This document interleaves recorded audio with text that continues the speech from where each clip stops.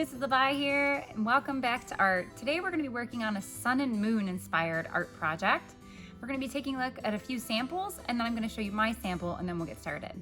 So this one up here is really neat. I like how they use all sorts of colors. And this one's really cool. And here's another one. And this one's great too. All right, so now it's time for me to show you my sample. So this is one that I created, and I used a bunch of different things on mine. I used markers, crayons, and colored pencils. And it's called mixed media, when we use a bunch of different supplies for one project. And it's also a focus on light and dark. We have our light side, which is our hot colors mixed with some of the cool colors. And then we have our cool colored side to show the night sky. But again, you can mix both. And then this one also shows my favorite thing is the profile line. It's the side view of the face where you would only see the forehead, nose, lips, and chin. It's called a profile line. We're going to be using that to create our sun and moon. I can't wait to see what you create. Let's get started. So to start your sun or moon, you will need either a lid or a bowl, something to trace, as long as it's small and it fits on the paper. This might be a little bit too small, but that's okay. I'm going to go with it. You're going to hold in the center of the paper and you're going to trace. And we are working on a sun and moon face. So to start, we're going to add a line down the center, which we call the profile, which is the side view of the face. I'm going to start at the top with what looks like a smile. It comes out for a nose, a line down for the line under the lip, an M or seagull shape for the lips, and then down for the chin. Once I get my profile or side view drawn, now I can start adding my face with my eyes, my eyebrows. I can add an eyelid. You are going to come up with two different sides of the moon and the sun. It does help to draw lightly. I am drawing dark so you can see it, but if you draw light, you won't have to worry about any pencil lines. My lips, I sometimes add a shape for my nose. I can add craters for the moon. Half circles are great, and full circles are great. Different size circles are also great too. I can lightly shade in where my pupil will be. I can add eyelashes if I want to. And now I'm going to start the sun side.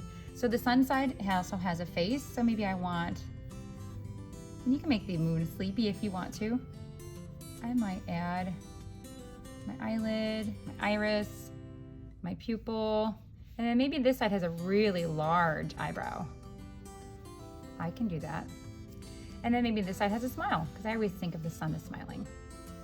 You can draw teeth or leave lips, it's up to you. Then the sun flares. Now for the flares, you can go all the way around. You could just do the half the sun is on. It's really up to you. You could make them large and small.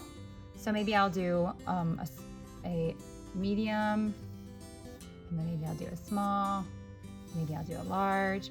Any way you want to do it. There's no wrong way. And we're using triangular shapes for this. I kind of like this staggered sort of look.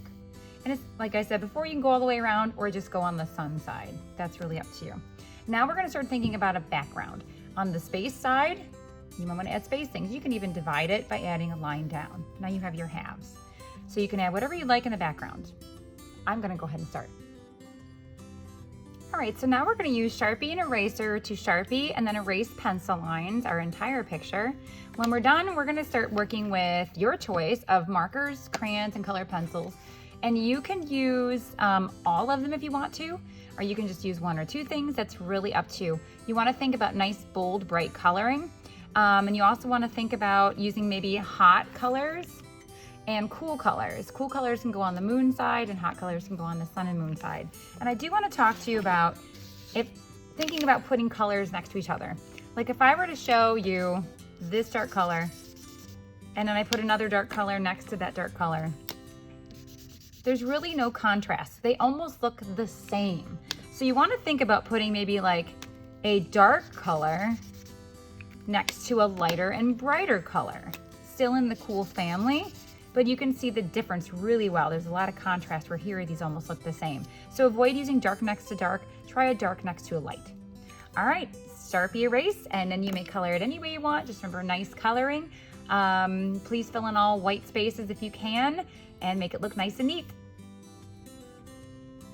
right, something you may want to try is using a color pencil or crayon to add a dark to light to give you that kind of shadow. So I like to start in the center if I'm working in my craters, and I just push really hard and then lightly fade out as I go, and that gives me that kind of shadowed area where I want it to go. And I did use color pencil on the moon. I wouldn't use gray marker, it's kind of dark and heavy, but a gray color pencil or even like a light blue color pencil for the moon would be fantastic. So give those things a try.